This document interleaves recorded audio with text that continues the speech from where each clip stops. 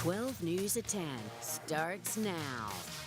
A deadly mobile home fire in Phoenix leaves 2 people dead and 3 others seriously hurt. Thank you for joining us for 12 News at 10. I'm Troy Hayden.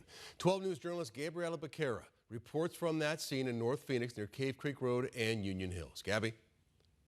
The Michigan Palms Mobile Home Park and the surrounding neighborhood were closed off all day as investigators worked to figure out what started this deadly fire.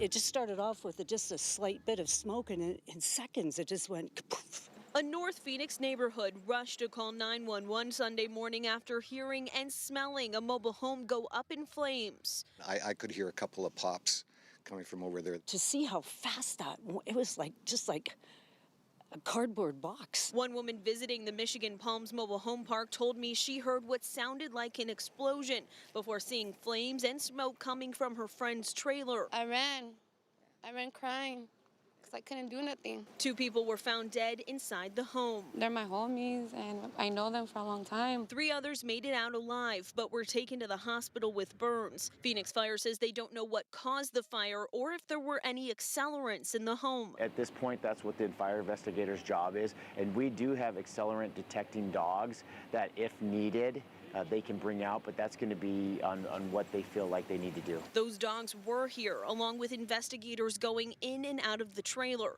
Several neighbors tell us they heard what sounded like an argument coming from that home on Saturday night. There was a big commotion right in front of the home. There were 2 women were fighting, screaming at each other. Police have not confirmed if that incident is related to the fire. Smoke damage did spread to a second trailer, and 5 people will be displaced from their home tonight. In Phoenix, Gabriela Becerra, 12 News. Thank you, Gabby. 2 brush fires break out very near each other in the East Valley, and one of them now is being investigated as a possible arson case. So this is video of that first fire. It's in Tempe, right near the Loop 202 in McClintock. Tempe police tell us after the fire started, a shirtless man was seen running away from the scene. So they are now investigating that fire as arson. It was quickly contained, but some palm trees and some wildlife destroyed there. No word on any arrests. And just within the last 45 minutes or so, a second fire breaking out very close to that first one. In fact, this video was shot from the same ADOT camera, again at the 202 in McClintock. We reached out to police to see if they know what may have sparked this fire or if these 2 fires are somehow connected. We'll update you as we get more information. Looking ahead to tomorrow, a roller skating rink in Glendale was supposed to reopen after being damaged by severe monsoon storms back in July. Great Skate in Glendale had to close down. You can see all the damage here. Big monsoon storm microburst, they think, came through this area. 43rd Avenue in Peoria, and you can see part of the roof collapsed down on the rink there. So thankfully, nobody was hurt in this. But they posted on Facebook a few hours ago that they've experienced delays with their remodel. They will not be reopening as scheduled, and no new date has been set. New at 10, maybe you've noticed some unusual sights in and around Phoenix. Giant saguaro cacti, and they're not real. They're used to conceal wireless towers, and the company behind this high-tech game of hide and seek is right here in Arizona. 12 News journalist Kyle Simchuk shows us the great lengths that cities and cell companies go to keep this technology out of sight. There are 2 types of saguaro cacti, those that can poke you and those that can help you send a text message. The Phoenix metro area is home to nearly 200 of these saguaro cell towers, which are made at this factory in Tucson. We're the largest company you've never heard of. Mark Schmidt is the director of concealment at Valmont Telecommunications, the parent company of Larson Camouflage. Larson made a name for itself decades ago, designing themed environments for zoos, aquariums, and theme parks. And other projects that might be familiar are the Tree of Life at Disney's Animal Kingdom in Orlando. Larson created the very first cell tower tree in 1992, and their idea caught on.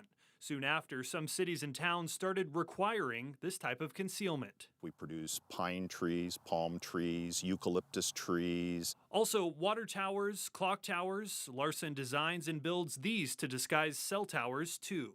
Really anything that you can think of, we can reproduce and turn into a concealed wireless structure. You can even see Larson's work here in the heart of Old Town Scottsdale, but you'll have to look closely.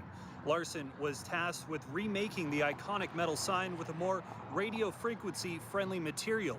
It's held up by a pole, which is actually a small cell tower. It's really a fascinating business and a fascinating company. Larson's most unique camouflage has to be the saguaro cacti they came up with decades ago.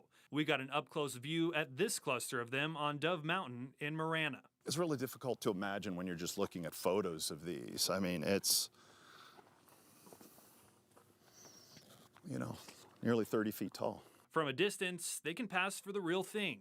Every needle cluster that you see on one of these things has to be painted on by hand, and it can take many weeks to just produce one of these structures. A saguaro cactus has a lot of ribs in it. It has a lot of needles, and so all of this has to be carved. The Sonoran Desert can be a harsh, hostile place, but in the age of connectivity, even the most stoic saguaro might have a few megabits to share. You can see our products everywhere you look, but you really don't think about them being there. You just rely on them. Kyle Simchuk, 12 News. Interesting story. Who knew that company was right here in Arizona? All right, head on 12 News at 10. How a Valley nonprofit is helping to reduce food waste and feed local families. Cam. Hey, Troy, next on 12.